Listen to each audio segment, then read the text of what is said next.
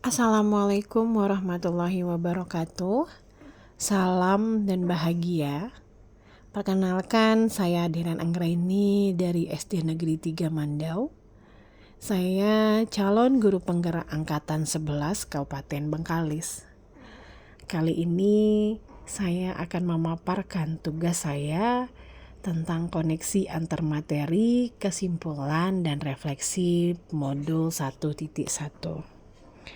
Saya akan membahas sedikit untuk di pembahasan awal kita bahwa pendidikan dan pengajaran tidaklah sama. Karena pengajaran adalah bagian dari pendidikan dan proses pendidikan dalam memberi ilmu untuk kecakapan hidup anak, baik secara lahir maupun secara batin.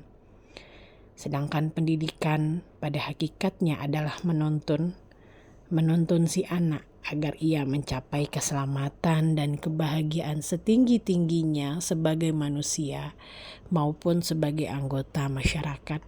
Serta pendidikan menciptakan ruang bagi murid untuk bertumbuh secara utuh agar mampu memuliakan dirinya dan orang lain serta menjadi mandiri.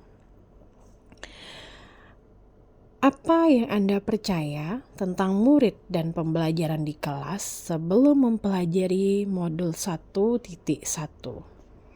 Sebelum mempelajari modul 1.1, pembelajaran yang saya lakukan adalah yang pertama, hanya mentransfer materi pelajaran.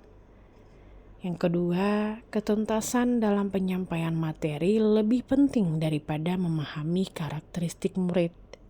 Yang ketiga, hanya menilai dari aspek kognitif saja. Yang keempat, jika nilai murid sudah mencapai KKM, maka saya menganggap pembelajaran sudah berhasil. Yang kelima, murid hanya sebagai objek pembelajaran. Yang keenam, pembelajaran berpusat hanya pada guru atau teacher center. Yang ketujuh, tidak memperdulikan murid apakah sudah benar-benar paham. Yang kedelapan, saya hanya meminta murid untuk menghafal materi. Dan yang terakhir, saya sering merasa mengeluh jika banyak murid saya yang tidak tuntas setelah melakukan evaluasi. Apa yang berubah dari pemikiran atau perilaku Anda setelah mempelajari modul ini?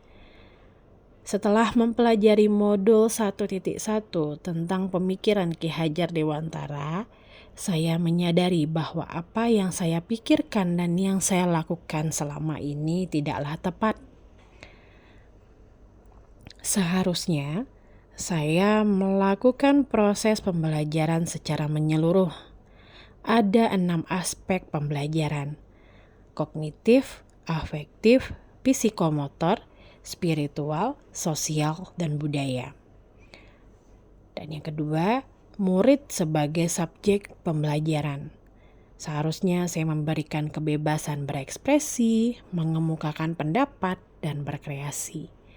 Yang ketiga, guru sebagai fasilitator pembelajaran.